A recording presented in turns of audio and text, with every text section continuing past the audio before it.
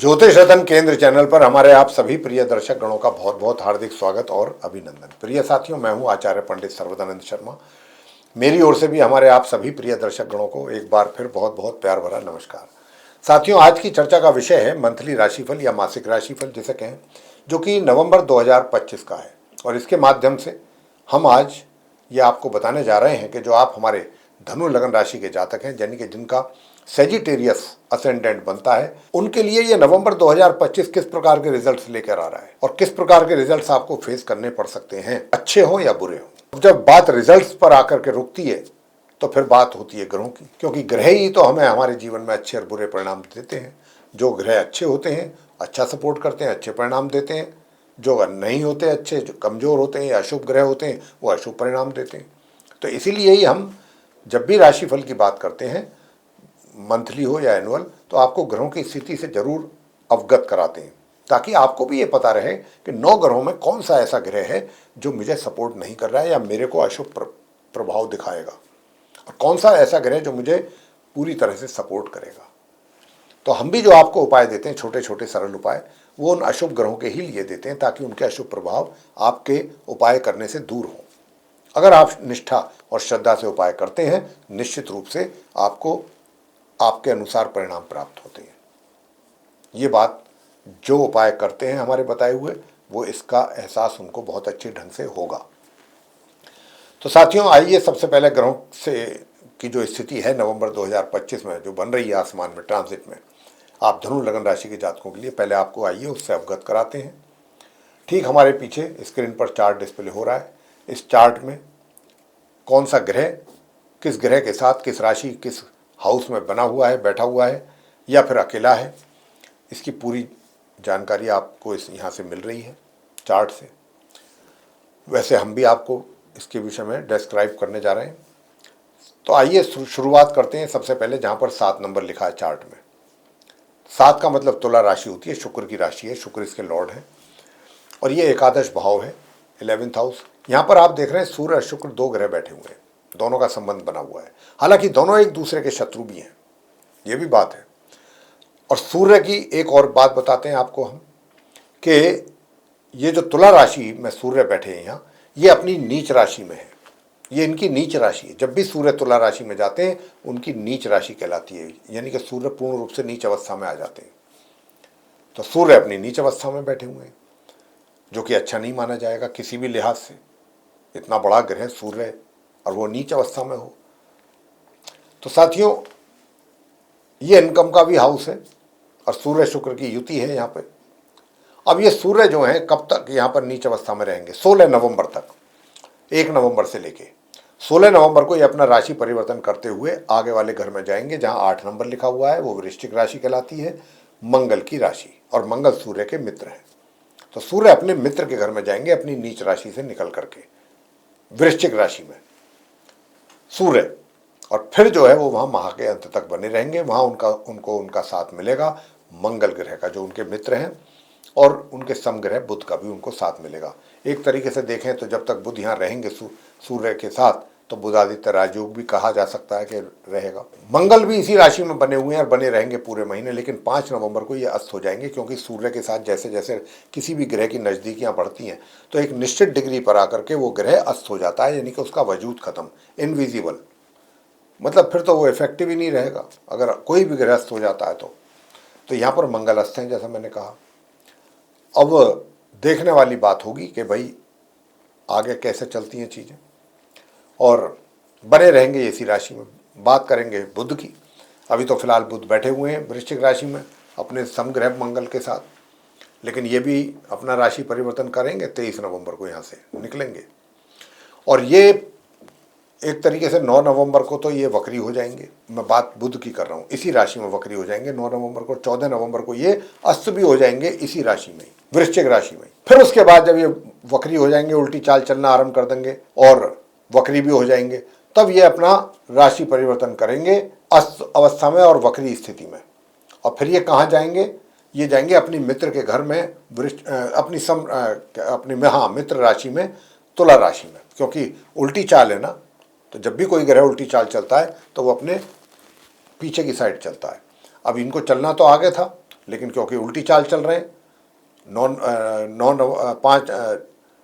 नवंबर से उल्टी चाल है इनकी बुध की, तो ये जो है 23 नवंबर को उल्टी चाल रहते हुए और अस्त रहते हुए राशि परिवर्तन करेंगे, अपनी जो सम राशि वृश्चिक है वहाँ से निकलेंगे और ये अपनी मित्र राशि तुला में प्रवेश करेंगे 23 नवंबर को। बस 3 दिन का साथ रहेगा इनका शुक्र के साथ यहाँ पर, क्योंकि 26 नवंबर को शुक्र भी चले जाएंगे मार्गी और उदित अवस्था में यहाँ से निकल करके वृश्चिक राशि में, जहाँ पर पहले से ही सूर्य और मंगल मौजूद होंगे।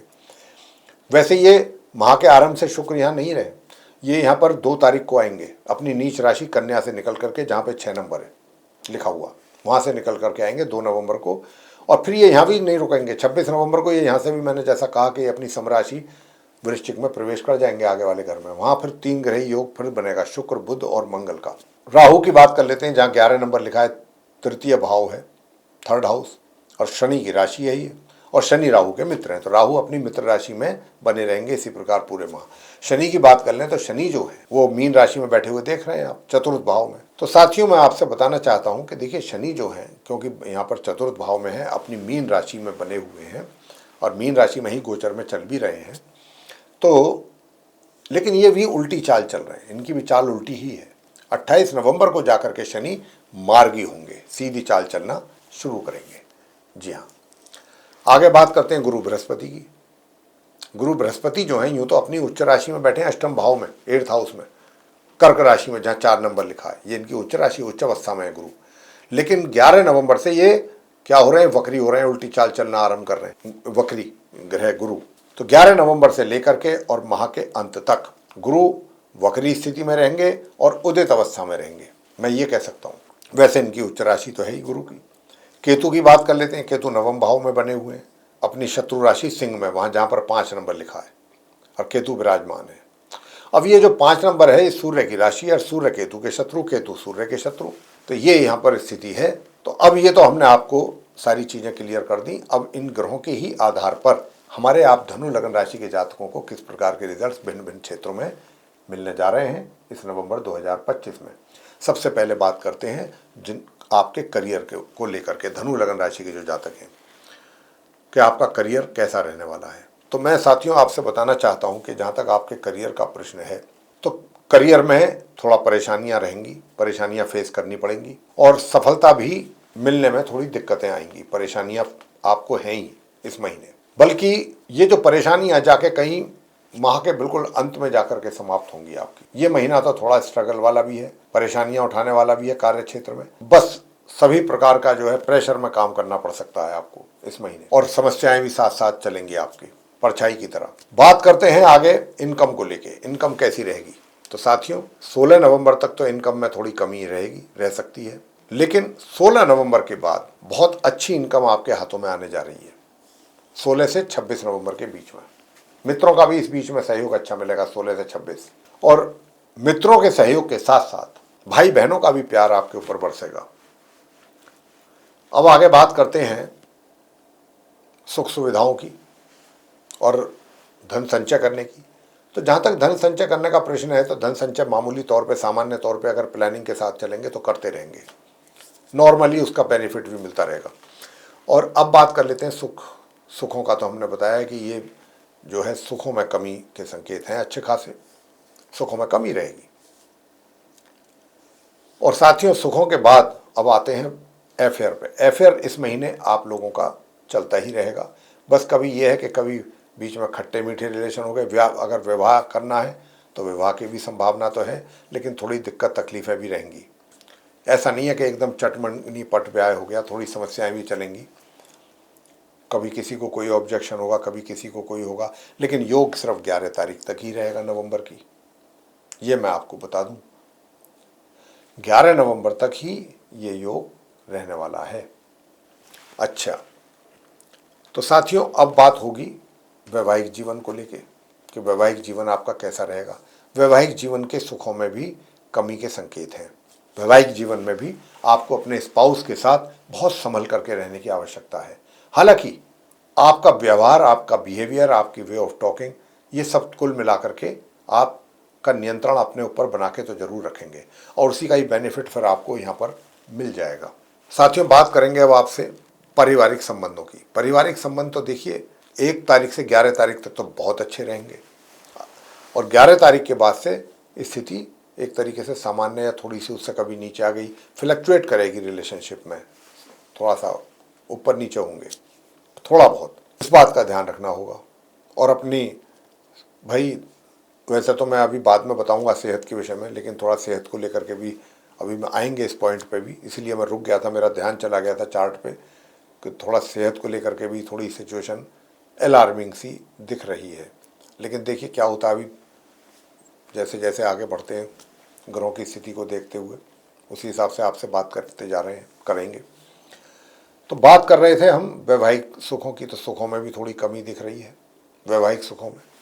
और अगर पार्टनरशिप में किसी के साथ काम कर रहे हैं तो बहुत संभल के करें, आपके ऊपर कोई ब्लेम भी लग सकता है या आपको कोई नुकसान भी उठाना पड़ सकता है, ये चीज़ें हैं इस महीने। ये तो बात रही वैवाहिक संबंधों की। पारिवारिक संबंधों की भी बात हमने कर ही ली है कि थोड़ा बहुत बीच में गड़बड़ रह सकता है, इसका ध्यान रखिएगा।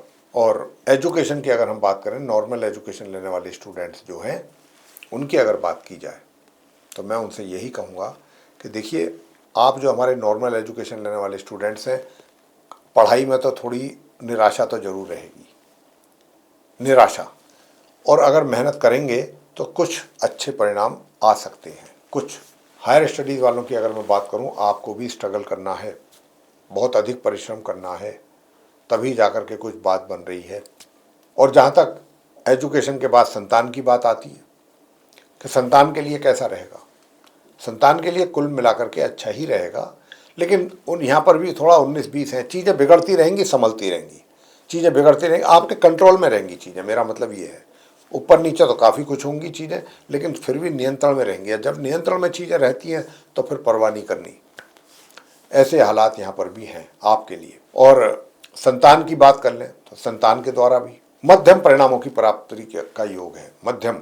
इसके बाद आगे बात करते हैं, पढ़ाई लिखाई की भी बात हो गई, और जो हायर स्टडीज़ में हैं उनको भी थोड़ा सा ध्यान रखना पड़ेगा अपनी पढ़ाई को लेकर के।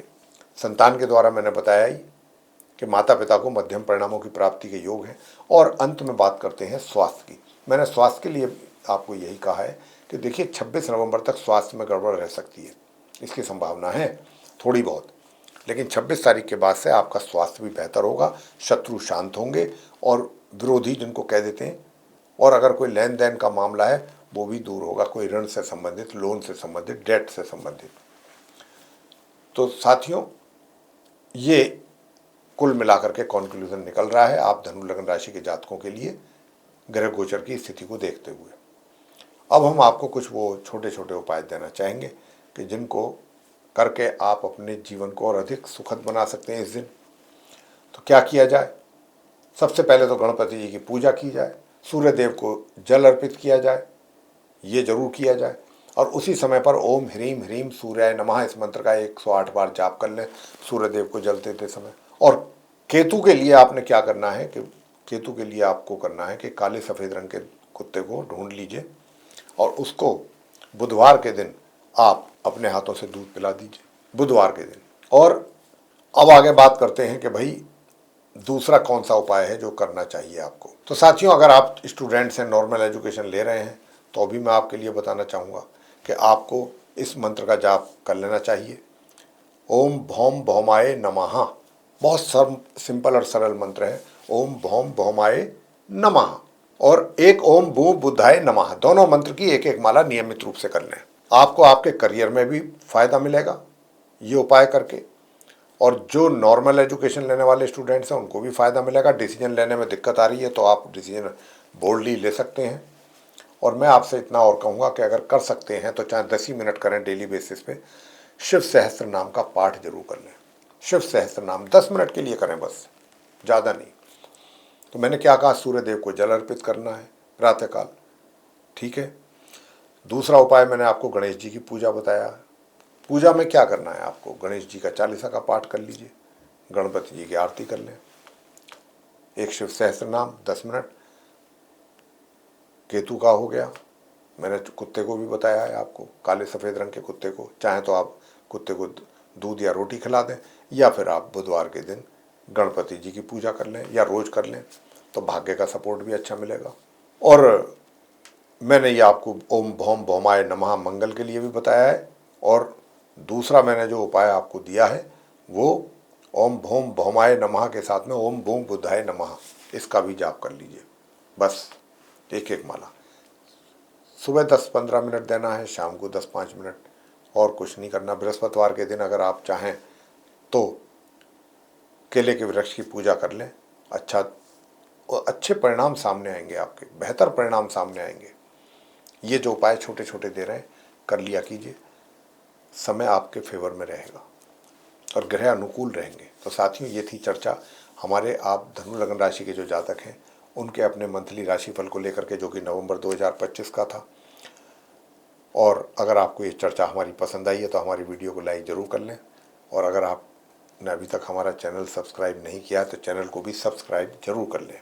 अधिक से अधिक मात्रा में ये वीडियो शेयर करें ताकि दूसरे लोग भी इस जानकारी का अच्छा लाभ ले सकें। और अगर आप चाहते हैं कि आने वाले दिनों में जो भी वीडियोस हमारे बनेंगे एस्ट्रोलॉजी के टॉपिक पे, वो एक एक करके सारे वीडियोस आप तक पहुंच जाएं और आप उनका भी समय पर लाभ ले सकें, तो फिर बेल आइकन जरूर प्रेस करें साथियों। इसी के साथ अब हम इस कार्यक्रम को यहाँ समाप्त करेंगे और अपने आप सभी प्रिय दर्शक गणों से लेंगे इजाज़त। आप सभी का सहृदय बहुत बहुत धन्यवाद। जय माता दी।